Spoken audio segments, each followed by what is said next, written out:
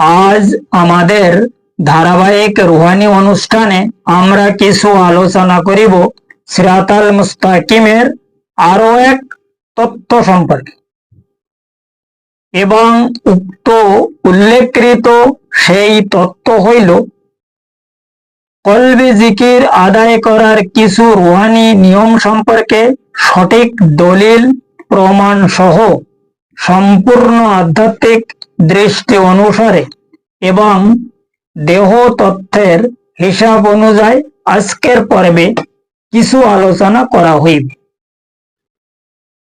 কারণ উক্ত উল্লেখকৃত সেই মহাকঠিন রুহানি বিষয়কে যদি সঠিকভাবে উপলব্ধি করা যায় তবে বর্তমান জামানার প্রতি প্রত্যেক মানব গোষ্ঠী উপলব্ধি করিতে সক্ষম হইবে উক্ত কলবি জিকির আদায় করার কিছু রুহানি নিয়ম সহ সিরাতাল মুস্তাকিমের হাকিকত সম্পর্কে প্রত্যেক ব্যক্তি আরো বহু এলেম অর্জন করার জন্য সঠিক রুহানি হিসাব অনুযায়ী এবং বাতিনি তালিম অনুসারে অবশ্যই সক্ষম হইতে পারিবে ইনশাআল্লাহ তাআলা। কাজেই এখন উপলব্ধি করার বিষয় হইল উক্ত কলবি জিকির আদায় সম্পর্কে সেই মহান আল্লাহ পাক এবং তাহার নবী পাক সালাতুস সালামের পবিত্র ধর্মীয় সংবিধানে তাহাদের কোনো দলিল আছে কি তাহাই আগে ক্লিয়ার ভাবে জানিতে হইবে এবং পরে উক্ত বিষয়ে আরো কিছু রুহানি আলোচনা অবশ্যই করা হইবে। তবে উক্ত কলবি জিকির আদায় সম্পর্কে প্রত্যেক ব্যক্তি উপলব্ধি করিতে সক্ষম অর্জন করিবে ইনশাআল্লাহ। কারণ কোন একজন ব্যক্তি জানিতে চাইয়াছে কলবি জিকির আদায় করার নিয়ম সম্পর্কে,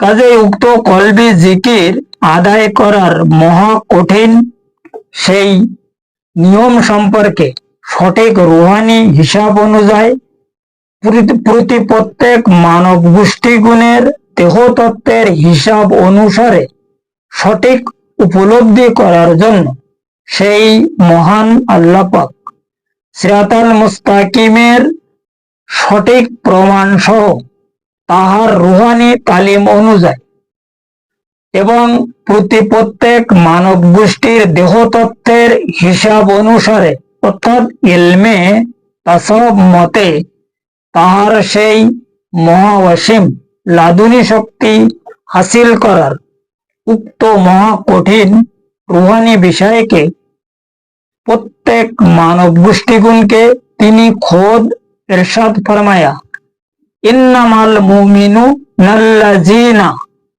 ইযা যুকিরাল্লাহু ওয়াজিলাত কুলুবুহুম,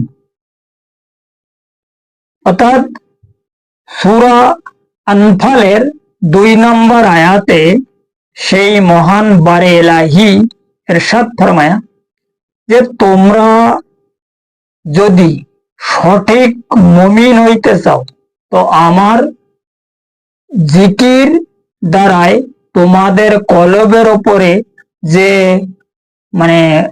মরিচা রয়েছে এই মরিচাকে তোমরা সাফাই করো। ওয়াজিলাত কুলুবুহুম, এই যে কলবের উপরে যে জুলুম, আমাদের কলবের উপর যে জুলুম আছে এই জুলুমকে সে সাফাই করার জন্য নির্দেশ ফরমায়। এবং এই প্রসঙ্গে ইয়ে হইল মুমিন বান্দাদের তিনি নির্দেশ ফরমানে। এই আয়াত সূরা আনফালের এই যে 2 নম্বর আয়াতে সাধারণ ব্যক্তিদের জন্য এই আয়াতে তিনি কোনো নির্দেশ ফরমান নাই, তিনি নির্দেশ ফরমায়া তাহার মুমিন বান্দাদের যে তোমাদের কলবের উপরে যে জুলুম আছে এই জুলুমকে তোমরা সংশোধন করো। এই ওয়াজিলাত, জিলাত শব্দের অর্থ হইল জুলুম, কুলুবুহুম কলবের উপরে আমাদের যে জুলুম চলিতেছে। কারণ কোরআন শরীফের কোন এক মোকামে আল্লাহ পাক ফরমায়া যে আমি আমার মমিন বান্দাগুনকে জুলুমকারী রাস্তা হইতে বাহির করিয়া আমার নূরের রাস্তায় আমি সামিল করি। এখন এখানে বোঝা যাচ্ছে যে ব্যক্তি মমিন হয়ে গেছে সে আবার জুলুমের মধ্যে কিভাবে থাকতে, এই প্রসঙ্গে এক বিশাল বড় ফ্যাক্টর হয়ে গেছে। এ সম্পর্কে কোনো একদিন একটা প্রোগ্রাম বানানো হইবে। বহুত লম্বা কথা, ওদিকে এখন যাওয়ার টাইম নেই। কারণ আজকের প্রশ্ন বিশাল, মাশাল্লাহ, ইনশাল্লাহ তাআলা। কারণ উক্ত এই কলবে জিকির তাহারাই করে যাহারা হইল সেই মহান আল্লাহ পাকের মুমিন বান্দা, অর্থাৎ যাহাদের কলব চালু হয়ে গেছে, যাহাদের কলব জারি হয়ে গেছে। আর তাহার সেই মুমিন বান্দা হইল 3 প্রকার। তার মুমিন বান্দা হইল কয় প্রকার? 3 প্রকার। এবং সেই 3 প্রকার মুমিনদের মধ্যে এক হইল সাহেবে জিকির, এক হইল সাহেবে এসম, আর এক হইল সাহেবে তাসাবুর। কথা বলে গেছে? এই 3 প্রকার জিকির, এক সাহেবে জিকির, আর এক হইল সাহেবে এসম, আর এক হইল সাহেবে তাসাবুর। সাহেবে জিকির তাহাদের বলে যাহারা কেবল ইসমে আজম জিকির করে। সাহেবে এসম তাহাদেরকে বলে যাহারা তাহাদের জিকির দ্বারাই ইসমে আজমকে দেখিতে পারে। এনারা হইল সাহেবে এসম। আর এর পরে এই সাহেবে তাসাবুর তাহাদের বলে যাহারা তাহাদের জিকির দ্বারাই উক্ত ইসমে আজম সহ তাহাদের নিজ মুর্শিদকেও দেখিতে পারে। এটাকে বলা হয় সাহেবে তাসাবুর। যাহাদের সম্পর্কে সেই মহান আল্লাহ পাক সিরাতাল মুস্তাকিমের সঠিক প্রমাণ সহ মানব মুক্তির একদম উপায় সম্পর্কে তিনি অন্য এক মুকামে ইরশাদ ফরমায়া, ইয়া আইয়ুহাল্লাযীনা আমানু লা তাকরাবুস সালাতা ওয়া আনতুম সুকারা।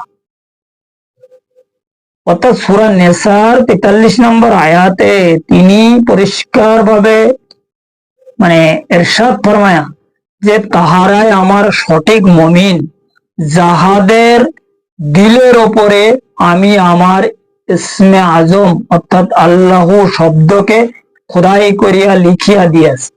যাহারা প্রকৃত মোকাম্মেল কামেল মুমিন, তাহারা তাহাদের জিকিরের মাধ্যমে, তাসাবুরি জিকিরের মাধ্যমে তাহারা দেখার জন্য সক্ষম হইতে পারে যে তাহাদের দিলের উপরে আল্লাহ শব্দ বিভিন্ন কালারে, এই কালারের কোনো শেষ সীমা নেই।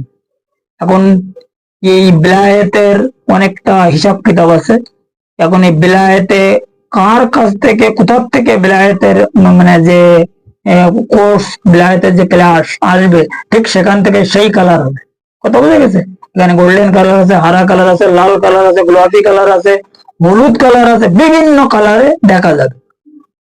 এই প্রসঙ্গে বহুত লম্বা সাবজেক্ট, আর এ বড় গভীর আলোচনা, ওদিকেও যাওয়ার কোনো এখন টাইম নেই। কারণ আজকের কি যে প্রশ্ন, বড় হার্ড প্রশ্ন, এই প্রশ্ন সম্পর্কে এই মুমিনদের বিষয় সেই মহান নবী পাক সাল্লাল্লাহু আলাইহি সাল্লাম তার সেই মহাওয়াসিম জবান মোবারকে তিনি এক হাদিসে ইরশাদে গ্রামীণ ফরমায়, ইত্তাকু ফারাসিতুল মুমিন ফাইন্নাহু ইয়ানজুর বিনুরিল্লাহ।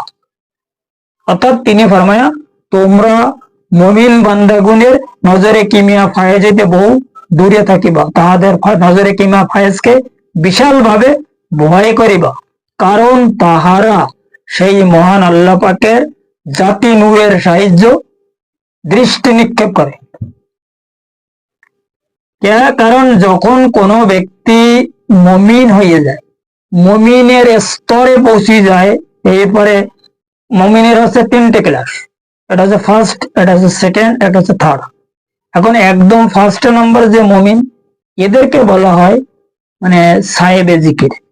আর যারা হচ্ছে সাহেবে তাসাবুর, এই এই মুমিন সম্পর্কে কোরআন শরীফে তিনি অন্য এক মোকামে ফরমায়া যে উলাইকা কাতাবা ফি কুলুবিহিমুল ঈমান, তারা পরিষ্কার ভাবে পাক্কা ইমানদার হয়ে গিয়েছে, পাক্কা ইমানদার, মানে একদম ইমানের লাস্ট স্তরে তারা পৌঁছে গেছে। এই যে সূরা মুজদালার 22 নম্বর আয়াতে এই আছে, এটা মুজদালার 22 নম্বর আয়াতে যে উলাইকা কাতাবা ফি কুলুবিহিমুল ঈমান। এখন এই হলো দ্বিতীয় নম্বরের মুমিন, মানে এখান থেকে ক্লাস 1, 2, 3 একদম তৃতীয় নম্বরের যে মুমিন তারা হচ্ছে হাই লেভেল মুমিন। তাদের সম্পর্কে ইয়া আইয়ুহাল্লাযিনা আমানু লা তাকরাবুস সালাতা ওয়া আনতুম সুকারা, সূরা নিসার 43 নম্বর আয়াতে তিনি পরিষ্কারভাবে ফরমাইতেছে এরাই হচ্ছে অরিজিনাল মুমিন, এনারা হচ্ছে একদম পাক্কা মুকাম্মেল কামেল মুমিন। এই মুমিনদের সম্পর্কে হুজুর পাক এই হাদিস ফরমায় ইত্তাকু আলিমুজ জাহেল ইত্তাকু ফারাসিতুল মুমিন ফাইন্নাহু ইয়ানজু বিনুরিল্লাহ। এই এদের সম্পর্কে ফরমায়, কারণ এই যে মুমিন এরা হুজুর পাকের ইলমে ইসরারের সাহায্য তাহারা ফানাফিল্লার সমস্ত মুকাম অর্জন করিতে সক্ষম হইয়াছে, এবং হুজুর পাকের ইলমে ইসরারের যে পাওয়ার, এই পাওয়ার তিনি তাহাদেরকে প্রদান ফরমায়া আল মারিফাতু ইসরারি। তিনি হাদিস শরীফে ফরমায়া আল মারিফাতু ইসরারি, এই ইসরারকৃত ইলম তাহাদেরকে তিনি প্রদান ফরমায়, যে কারণে তাহাদের সম্পর্কে তিনি সাধারণ মানে ব্যক্তিগণকে সতর্ক ফরমায় যে তাহাদের সঙ্গে তোমরা কোন রকমের বেয়াদবি করিবে না, এবং তাহাদের সমস্ত মানে নজরের দৃষ্টিকে ভয় করিবা, তাহাদের ইজ্জত মান করিবা, ইত্যাদি ইত্যাদি। এই ব্যাপারে এই হাদিসের মানে ওনার যে এরশাদে গ্রামীণ, এখানে এইগুলো উপলব্ধি করা যায়, এই কথা তিনি বলিতে চাচ্ছে। কারণ পরিষ্কার ভাবে তিনি আরো অন্য হাদিসে ফরমাইতেছে কলবে মুমিন আর সে আল্লাহ, কলবে মুমিন বাইতুর রব। যে বান্দার কলবে আল্লাহ পাক খোদ অবস্থান করে, তাহলে ওই বান্দার দৃষ্টি শক্তি, ওই বান্দার কিমিয়া ফায়েজ কত পাওয়ারফুল, এখানে যদি একটু সামান্য কিছু আমরা চিন্তা গবেষণা করি তা বুঝিতে আর কোন রকমের বাকি থাকে না। কথা বুঝে গেছে? এই হলো বিষয়। এখন এই জিকিরে, কলবি জিকির আদায় করার যে হিসাব কিতাব, এটা হইল এই মানে যিনি যার কলব জারি হয়ে গেছে সে কলবে মানে কলবি জিকিরে তাসাবুর করতে পারে, বা জিকিরে ইসলামও করতে পারে। জিকিরে তাসাবুর মানে যে জিকির, এই জিকির হচ্ছে সবচেয়ে মানে মানে কি করে এটা মানে লাভবান জিকির, এটা হলো সম্পূর্ণ লাভবান জিকির। কারণ কি, ইসমে আজমের যে আমরা যে ফায়েজ পাচ্ছি, যে নূর পাচ্ছি, ও তো পাচ্ছি। এখন মুর্শিদ কেবলাকে যদি ওই সাথে সাথে দেখা যায়, তাহার বর্জক আমাদের মধ্যে আনা যায় এবং তাহাকে সঙ্গে রাখা যায়, ওখান থেকে যে ফায়েজ আসছে, এই ফায়েজের সঙ্গে কোনো ফায়েজের তুলনা হয় না। মুর্শিদ কেবলার যে ফায়েজ, কথা বলে গেছে, এবং ইসমে আজমের যে নূর ওটা তোমরা পাচ্ছি, আর মুর্শিদ কেবলার মানে যে নজর, ওই নজরের যে নূর, ইসমে আজম থেকে আর অন্য অত্যন্ত উচ্চ লেভেলের নূর। কথা বোঝা গেছে? এই জন্যই এই কলবি জিকির সেই ব্যক্তি আদায় করিতে সক্ষম হইবে যে ব্যক্তির কলব জারি হইবে। এখন এই যিনি প্রশ্ন ফরমায়, যিনি জানিতে চাইয়াছে, তার যদি কলব জারি হয়ে থাকে, তাহলে কিভাবে জিকির করলি, জিকির আদায় করলি সে লাভবান হতে পারবে, সেই বিষয়টা পরিষ্কারভাবে জানাই দেওয়া হইল। আর যদি তার কলব জারি না হয়ে থাকে, তাহলে আমার এই আলোচনা তার কোনো কাজে হবে, শুনেও কোনো লাভ।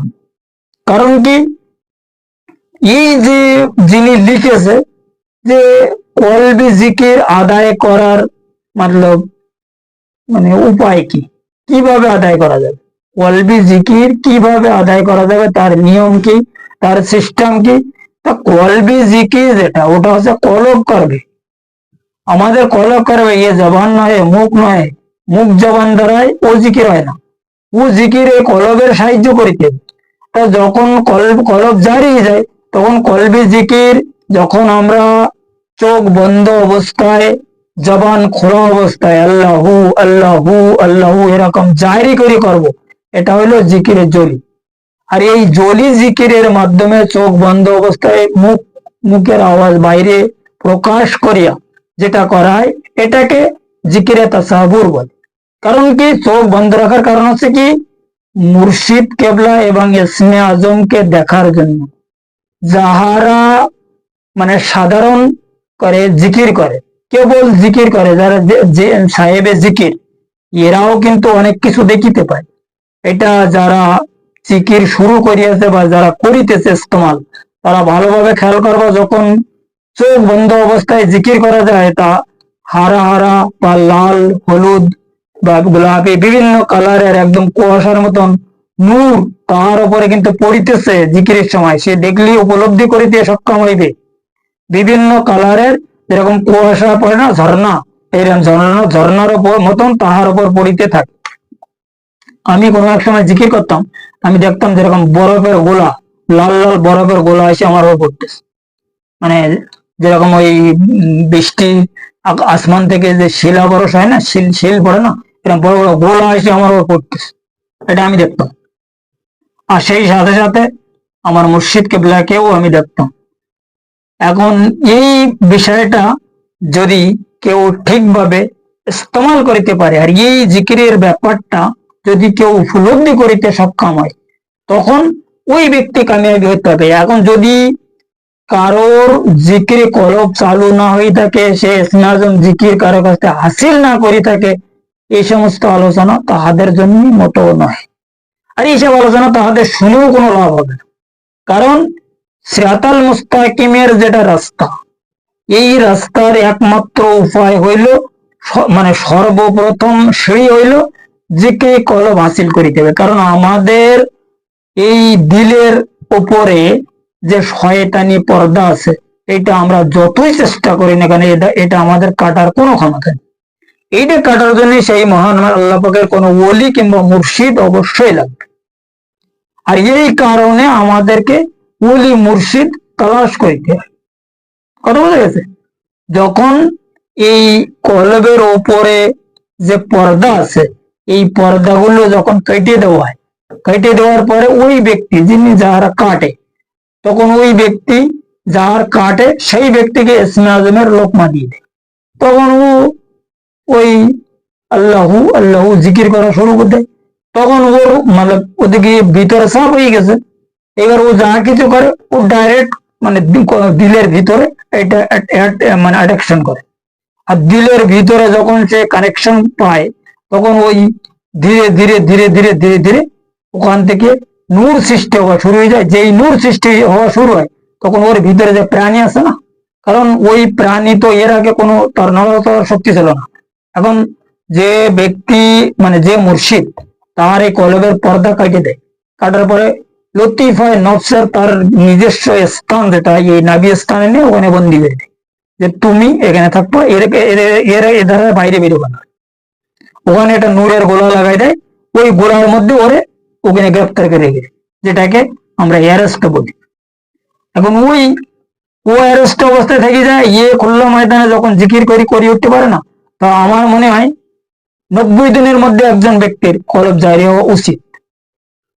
এখন এখন এখন কি ব্যাপার, এখন কেটা কোন ভাবে জিকির করতেছে, অনেকের তো অনেক দিন হয়ে গেছে আমি জিকির দিয়েছি, কিন্তু তারপরও তাদের কাছে আমি মাঝে মাঝে জিজ্ঞাসা করি, কিন্তু তাদের জিকিরের কোনো ফলাফল, কোনো রেজাল্ট আমি পাচ্ছি। কারণ তারা কোন কায়দায় জিকির করিতেছে, কি হচ্ছে, সেটা তাদের ব্যাপার। এই জন্যই এই বিষয়গুলো সঠিকভাবে এই জিকির কলবের ব্যাপারটা জানার জন্য মুর্শিদ কেবলার সহবতে থাকার খুব দরকার আছে। বর্তমান যারা নতুন জিকির কলব সম্পর্কে মানে যাহারা এই রাস্তায় কেবল সামিল হইয়াছে, তাদের জন্য, যাহাদের কলব সবাল হয়ে গেছে, যাহাদের কলবের ভিতর থেকে আওয়াজ চালু হয়ে গেছে, যাহারা বুঝতে পেরেছে আমার দিল জিকির করিতেছে, তাহাদের ব্যাপারটা আলাদা। তাহারা যদি মুর্শিদ কেবলার সহবতে না যেয়ে দূরের থেকে তার সাজেশন গ্রহণ করে এবং তাকে সেইভাবে আনুগত্য স্বীকার করে, ওখান থেকে কাজ হয়। কিন্তু যাহারা একবারে নতুন, তাহাদের জন্য দরকার আছে সহবতের। কারণ তাই যদি না হতো, এক একজন এই যে বড় বড় বুজুর্গনের দিন এই এত এত বছর মুর্শিদের সহবতে কাটাইতেন না। হিন্দুস্তানের শাহিনশাহ তাজেদার আজমের, খাজা খাজগান, সুলতানুল আউলিয়া, খাজা মঈনুদ্দিন হাসান চিশতি সংজারি রহমতুল্লাহ আলাইহি, গরিব নওয়াজ, আতায়ে রাসূল, তিনি আজ পর্যন্ত এই আতায়ে রাসূল তো খুব কম ওলি পাওয়া গেছে, ইনিয়াস আতায়ে রাসূল, কিন্তু তাহার পরও এনাকে একটানা 20 বছর তার পীর মুর্শিদের সেবায় কাটাইতে হয়েছে।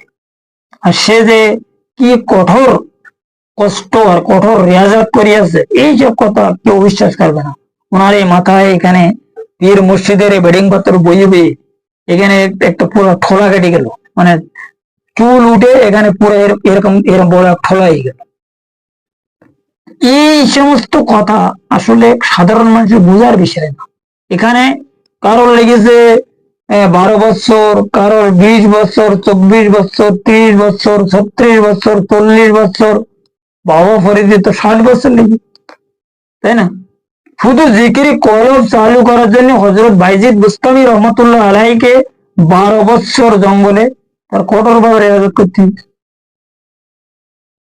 এখন এই ব্যাপারটা হইল জিকিরি কলবের যে বিষয়, এটা নিজেদের একমাত্র ধ্যান জ্ঞানের উপরে কাজ যদি করা যায়, তা আমার ধারণা একজন ব্যক্তির কলব জারি হতে বেশি দিন লাগে না, যদি সে ঠিকভাবে কাজ করে।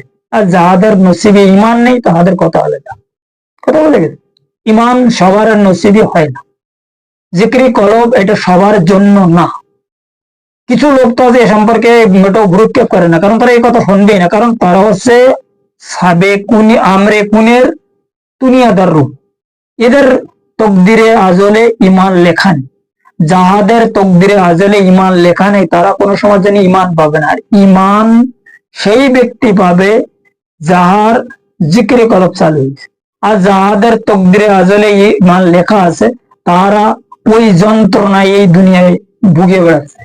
সে যাই কিছু করুক না কেন, দুনিয়াদারি, আরাম আয়েশ, স্ত্রী পুত্র, গাড়ি বাড়ি, মা বাপ, ভাই ব্রাদার, আত্মীয় স্বজনের সঙ্গে রয়েছে, কিন্তু তার মনের মধ্যে একটা যন্ত্রণা, যে তার গন্তব্যস্থল, তার মানে রুহুর যে খোরাক, এটা কোথায় পাবে? এই বিষয়টা নিয়ে সে একটা বিশাল জর্জরিত ভাবে জ্বালায় জ্বলিয়ে বেড়াচ্ছে। এরপরে আল্লাহ পাক কি করে, এইটারে কোনো রাস্তা দেখাই দেয়। এখন আমি অমুকের মাধ্যমে অমুকের জায়গার কাছে গেলাম, তাই আমি অমুকের পাইছি, আর অমুকের মাধ্যমে আমার মুর্শিদ কেবলাকে পাওয়া গেছে। এটা হচ্ছে সম্পূর্ণ মাস্টার প্ল্যান। এটা হচ্ছে তার মাস্টার প্ল্যান। প্ল্যানিং ভাবে তিনি বিভিন্ন কায়দায় বিভিন্ন ওসিলার মাধ্যমে তোমাকে ওই তার নিকটে মানে উপস্থিত করায়। কারণ তোমার তকদিরে আজলে তিনি ইমান লিখে দিয়েছে।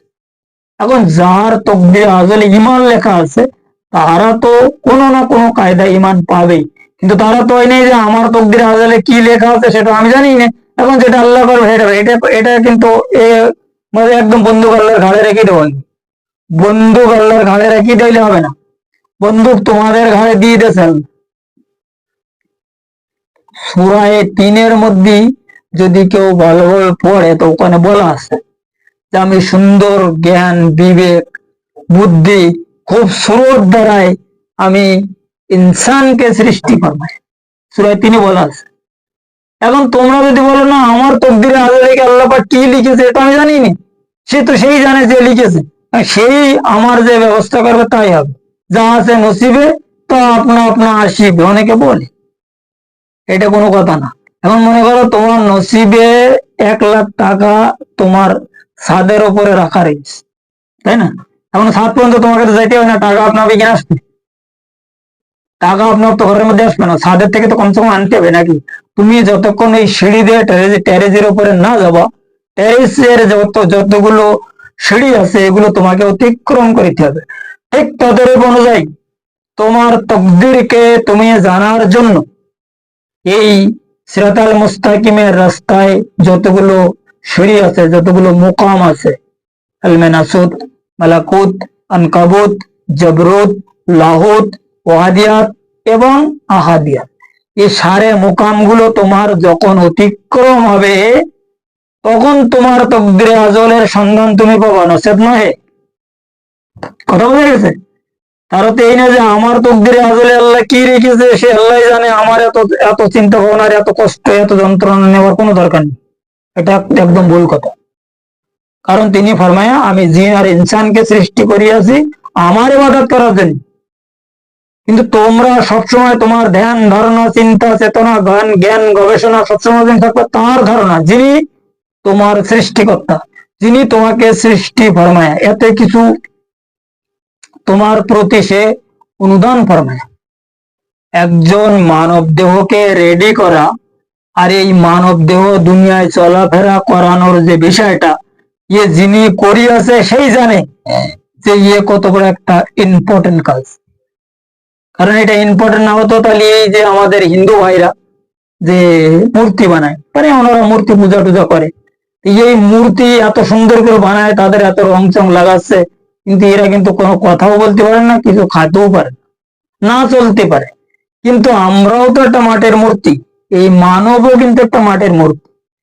এই মূর্তি চলতেছে, বলতেছে, খাচ্ছে, কত কিছু করতেছে, এই মূর্তি থেকে আরো মূর্তি অটোমেটিক্যাল বাহির হচ্ছে, আচ্ছা না? কি এটা হচ্ছে প্রাকৃতিক মানে একটা শিক্ষা। এই শিক্ষা বড় কঠিন শিক্ষা, এই শিক্ষা কারোর মাথার মধ্যে ঢোকা বড় মুশকিলজনক ব্যাপার। আর মুক্তির বিষয়টা তদ্রূপ, আমরা যে এই দুনিয়ায় আছি, এই দুনিয়া তো আমাদের না, এই দুনিয়ার আমরা তো মুসাফির। আমাদের অরিজিনাল যে দুনিয়া, আমাদের যে আসল দুনিয়া, সে হচ্ছে উপরে আলমে মালাকুত। কারণ এই যে জান্নাতের আশায় যারা ইবাদত করতেছে, তো জান্নাত কোথায়? জান্নাত তো মালাকুতে। এখন ওই ব্যক্তি মরার পরে যারা জান্নাতের আশায় ইবাদত করতেছে, তাহারা যখন মরবে তাদের তো এখানে জান্নাতে পড়বে না, তাদের তো এই জমিনে গাড়াই দেওয়া হবে। জমিনে যখন তাদের দাপনাই দেওয়া হবে, এই দেহ তো রাম নাম সত্যাই যাবে। কি কয় এটারে? এই দেহর তো কোনো অস্তিত্ব থাকবে না, এনার্জি মাটির সঙ্গে মিশে যাবে, কারণ আমরা তো মাটির মূর্তি না। এখন এই দেহকে যারা চালাচ্ছে, দেহকে চালাবার জন্য, এই মূর্তিকে চালাবার জন্য যে বিকল্প ব্যবস্থা সেই মহান কারিগর সৃষ্টি ফরমায়া, সেই কারিগরের কলা কৌশলকে যদি আমরা একটু অবলম্বন করার জন্য স্পেস ওয়ার্ল্ডের মধ্যে ঢুকি, space world development and physical research society, physical মানে বডি, তা আমাদের এই বডি মানে দেহ। এখন এই দেহর মধ্যে যে কি ফেরাগোরা আছে, এটা যদি আমরা একটু জানার চিন্তা ভাবনা গবেষণা করি, তখন কিন্তু আমরা পরিষ্কারভাবে এই বিষয়টা আমাদের সামনে এসে যায়। তখন আমরা কেউ কারো তকদিরের দৌড় দেবো না যে আমার তকদিরে কি ছিল, ইয়ে তো শয়তান করে দিয়েছে, ইয়ে আল্লাহর তরফ থেকে হয়েছে, জানিনি আমি কত বড় অন্যায় করেছি, কত বড় গুণাগার হয়ে গেছে, তাই আল্লাহ আমার এই সাজা দিতে নেই। এগুলো হচ্ছে কমজোরিদের কথাবার্তা। ইবাদত বন্দিগিরি করা না করা তোমার ব্যাপার। তুমি যদি ইবাদত নাও করো, আল্লাহ তোমার মারবেন। তুমি যদি ইবাদত করো, তাতেও আল্লাহর কিছু যায় আসে না। তুমি যেমন কাজ করবা তেমন রেজাল্ট পাবো। ইয়ে প্র্যাকটিক্যাল উনি অটোমেটিক্যাল একটা সিস্টেম বানাই দিয়েছে। উনি এই সিস্টেমের উপরে যারা কিছুটা কাজ করি, এই সিস্টেমকে নিজেদের মধ্যে অ্যাভেলেবল করতে পারবে। যেমন আমরা কম্পিউটার চালাই, তো কম্পিউটার একটা সিস্টেম। এখন কম্পিউটার মানে কি? এটা সিস্টেম। এখন ওই সিস্টেমের মধ্যে বহুত ফাংশন রয়েছে, বহুত হিসাব কিতাব আছে। এখন যারা যতদূর পর্যন্ত এটা আইডিয়ার করতে পেরেছে, তারা ততদূর পর্যন্ত কম্পিউটারের একটা বিশেষজ্ঞ হয়ে যাচ্ছে। অনেকে অল্প কিছু শিখে নিচ্ছে, অনেকে চালাবার মতন শিখতেছে, অনেকে আবার ওর মধ্যে যত ফাংশন আছে বহুত ফাংশন শিখে রেখেছে, তারা ফটাফট এইসব ফাংশনে কাজ করে অনেক কিছু ডেভেলপ হয়ে যাচ্ছে, তাই না? তদ্রূপ অনুযায়ী আমাদের এই মানব দেহটা একটা বিরাট বড় ফাংশন, এটা হচ্ছে রুহানি ফাংশন। এই রুহানি ফাংশনকে যদি আমরা ঠিকভাবে একটা নিয়ন্ত্রণ করিতে পারি, তখন আমাদের সারে সমস্যা সমাধান হয়ে যাবে। কারণ এই ব্যাপারে কোরআন শরীফে বিভিন্ন জায়গায় বলা আছে যে তোমরা আমার সৃষ্টি সম্পর্কে চিন্তা গবেষণা করো, আমার সৃষ্টি, আমি কি সৃষ্টি ফরমাইছি, কিভাবে সৃষ্টি করিয়াছি, এই ব্যাপারে তোমরা চিন্তা করো, গবেষণা করো, এটা বোঝো। এইটা বোঝা, চিন্তা করা, গবেষণা, এটা হচ্ছে বিরাট ইবাদত। এটা কিন্তু ওই সাধারণ ব্যাপার না। এখন এই যে আমরা মনে করতেছি যে খালি ইবাদত হচ্ছে এইটা, কি নামাজ, রোজা, হজ, যাকাত, কলমা, কালাম, জিকির, আজগার ইত্যাদি ইত্যাদি, এই হচ্ছে ইবাদত। নেই, এসকে ছাড়া আরো বহু ইবাদত আছে। এখন ইবাদত শুধু নামাজ, রোজা এর মধ্যে, যখন কোন ব্যক্তি আল্লাহর সৃষ্টি তত্ত্বকে অবলম্বন করিতে সক্ষম হয়, সৃষ্টি তত্ত্বের মধ্যে সে নিয়ন্ত্রিত হতে পারে, তখন সে নিজে সৃষ্টিকর্তার সারে সিস্টেম যখন তার অনুভব মালুম হয়ে যায়, সে যখন বুঝিতে পারে, তখন ওই সিস্টেমের মধ্যে থেকে যদি উনি কিছু সিস্টেম অর্জন করিতে পারে, তখন আল্লাহর তরফ থেকে তার উপর একটা রহমত সৃষ্টি হবে। কারণ তিনি তো মহাকারিগর। এখন তার মতন যদি তার এই কালাকারের মধ্যে দু একটা কালাকার যদি কেউ শিখতে পারে, তখন উনি ওই ব্যক্তিকে বলে তুই শোন, ওরা আরো কিছু কালাকার শিখা দেয়, যেটার নাম হলো এলমে লাদুন। এই এলমে লাদুন মানে কি, আমি বারবার অনেক ভিডিওতে বলেছি কথা, এলমে লাদুন কোনো এলেম না, এটা হলো একটা শক্তি। যখন সৃষ্টিকর্তার এই কালাকারী কোনো ব্যক্তি অবলম্বন করিতে সক্ষম হয়ে যায়, আল্লাহ তখন ওইটারে ডাকে আর ওইটা তার নিকটে নিয়ে যায় কোনো কায়দায়। যেমন ওই কোনো ওসিলায় আমরা পীর মসজিদ পেয়ে যাই, ঠিক এরকম কোনো ওসিলায় তার আরশ মহল্লা পর্যন্ত তারে নিয়ে নেয়, নেওয়ার পরে তখন তার ওই হিসাব কিতাব আরো কিছু বুঝাই দেয় যে তুই যখন এতটুকু করতে পারিস, এটাও আরো জেনে এটাও করা। কারণ আমাদের কোনো বাচ্চা কাচ্চা যদি কোনো ব্যবসা বাণিজ্যে কাজ কাম করার লায়ক হয়, তখন আমরা তার কিছু পয়সা করে দিয়ে বসাই দিই।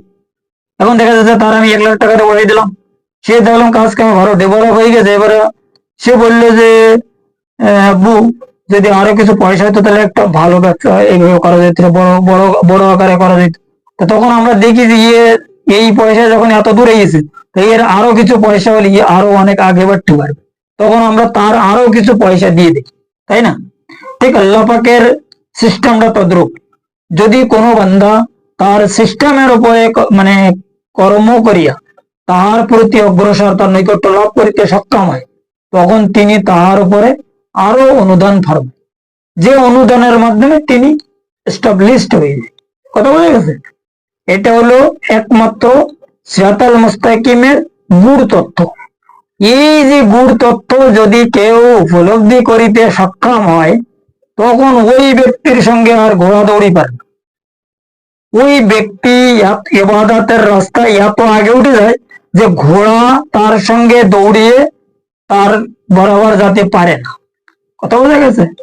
যে কারণে হুজুর পাক ফরমায়া, ইসমে আল্লাহ শাইয়ান তাহের লা ইয়াস্তাকার ইল্লা বেমাকানিত তাহের।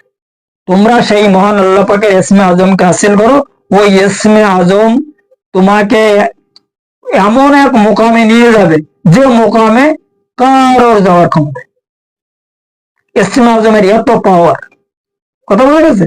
এই ইসমে আজম যদি কেউ হাসিল করিতে পারে, আর ইসমে আজম হাসিল করার জন্য এই জিকিরে কলব চালু করতে হবে, এ দিল থেকে সিরাতাল মুস্তাকিমের রাস্তা বাহির করতে হবে। রাস্তা বাহির করার পরে এই সমস্ত মোকাম যখন আমাদের অতিক্রম হয়ে যাবে, তখন সবকিছু আমাদের সামনে এসে যাবে। আর ওই সময় আমাদের অনেকটা বোঝা হালকা হয়ে যাবে, যে ব্যাপারে পরিষ্কার ভাবে কোরআন শরীফের মধ্যে সেই মহান আল্লাহ পাক সূরা ফজরের মধ্যে ফরমাইতেছে, ইয়া আইয়াতুহান নাফসুল মুতমাইন তুরজি ইলা রাব্বিকা কিরাদিয়াতিম মারদিয়াত ফাদখুলি ফি ইবাদি ওয়াদখুলি জান্নাতি। কথা বুঝা গেছে? আমরা তো জান্নাতের জ্বালায় সবাই ব্যস্ত, কিন্তু জান্নাত এমনি নিয়ে মিলতে, শুধু জান্নাত জান্নাত করলে হবে? জান্নাতে যদি আল্লাহ পাকের সর্বনিম্ন জান্নাতে খুলতে যাওয়ার কেউ আশা করে, তো কমসে কম কলবে সেলিমকে প্রকাশ করা লাগবে। আর কলবে সেলিম যদি সঙ্গে থাকে, তা সেই দিন পরিত্রাণ লাভ করা যাবে। এ প্রসঙ্গে আমার কথা না, কোরআন শরীফে একদম খুলে খুলে লেখা আছে অক্ষরে অক্ষরে। এই ব্যাপারটা যদি কেউ জানতে চায় তো পরিষ্কার ভাবে জানতে পারবে। ইয়াউমা লা ইয়ানফাউ মালু ওয়ালা বানুনা ইল্লা মান আতাল্লাহা বিকালবিন সালিম। এই সেলিম প্রত্যেকের সিনার মধ্যে অবশ্যই রাখা আছে, কারণ ওই দিন আল্লাহ কেবল জিজ্ঞাসা করবে ওসিলাম হাফিজ, শুধু তোমাদের সিনার মধ্যে আমার যে মাকলুক গুলো রাখা ছিল তাদের খবর কি তাই বলে। এখন এই যে সিনার মধ্যে যে ওনার যে মাকলুক, ওই মাকলুকের মধ্যে থেকে একজন হইলো, তার নাম কলবে সেলিম।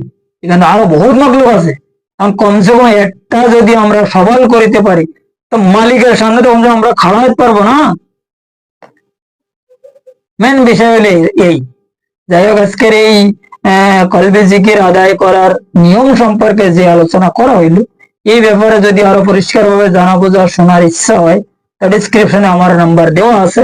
এই নাম্বারে যদি কেউ সেইভাবে একটা জানা বোঝার চিন্তা ভাবনা করে বা যোগাযোগ করে, আমার সঙ্গে কন্ট্যাক্ট করে, তাদেরকে আরো পরিষ্কার ভাবে জানাই বুঝাই দেওয়া হইবে। যদি কেউ এই রাস্তায় চলিতে চায় তাদের গাইড করা হইবে। আর যিনি এই বিষয়টা জানিতে চাইয়াছে তাহারও একটা সুস্থ জবাব অবশ্যই দেওয়া হয়েছে।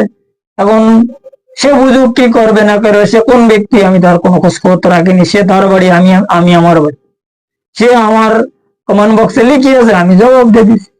এখন সে এই জবাবে কি করবে না করবে সেটা তার ব্যাপার। কথা বোঝা গেছে? এই সিরাতাল মুস্তাকিমের টেবিলে আমি যে আলোচনা করিতেছি, সিরাতাল মুস্তাকিম টিভি চ্যানেলের আমার যে চ্যানেল, এই চ্যানেলে যে কথাবার্তা আপনারা শুনিতেছেন, এটা আমার কোনো মন গড়া কথা না। আমার প্রত্যেকটা কথার মধ্যে তিনটে দলিল আছে। প্রথম নম্বরে তো কোরআন, দ্বিতীয় নম্বরে হাদিস, আর তৃতীয় নম্বর দলিল হইল এই কোরআন হাদিসে সেই আরো একটা বড় সরল সহজ জিনিস, সেটা হইল আমাদের এই মানব দেহ। এই দেহর মধ্যে যে রুহানি ফাংশন আছে এইটা, কারণ অনেকে তো কোরআন হাদিস পড়তে পারে না। এবং তারা তাদের নিজের দেহর ভিতরে যে রুহু, সেই মহান আল্লাহ পাক গোষ্ঠীর ফরমায় এদের হালচাল সম্পর্কে, এদের বিষয় তারা তো খোঁজ খবর অবশ্যই রাখে।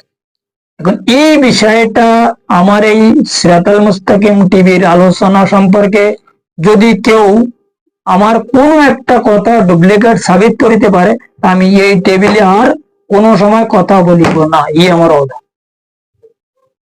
কথা বলছেন? যাই হোক, আজকের আলোচনা এই পর্যন্ত রাখা হইল। আগামী পর্বে সিরাতাল মুস্তাকিমের আরো অন্যান্য বিষয়, কিছু রুহানি আলোচনা, একদম সম্পূর্ণ আধ্যাত্মিক দৃষ্টি অনুসারে মানব মুক্তির প্রমাণ সহ কিছু আলোচনা করা হইবে ইনশাল্লাহ তাআলা, যদি আমার সেই মহান মুর্শিদ মাওলা তাহার নিজ গুণে এবং তাহার সেই মহা অসীম অনুগ্রহ মুবারকে তিনি যদি আমার উপরে দয়া ফরমায়।